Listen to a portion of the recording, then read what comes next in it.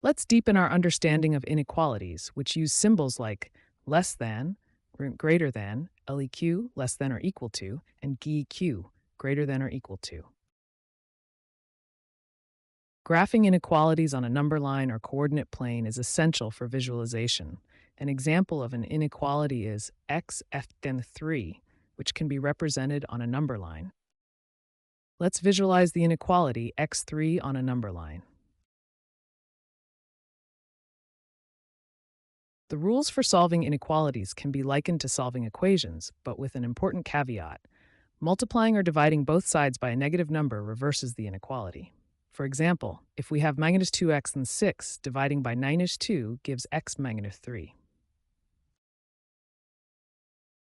Let's consider a real-world example. If a person's age is represented by x, and we want to express that they are older than 18, we write x 18. This is a straightforward application of inequalities in daily life. Consider the inequality, 3x minus 5 means 4. Let's solve it step by step. 1 add 5 to both sides, 3x 9. 2 divide by 3x and 3, hence the solution to the inequality is x and 3.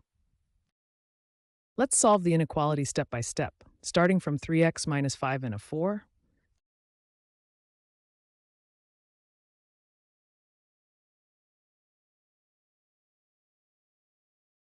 By exploring inequalities through graphing, real-life examples, and detailed problem solving, we can improve our understanding and application of this vital concept in mathematics. Thank you for joining. Thank you for watching. Stay curious and keep learning.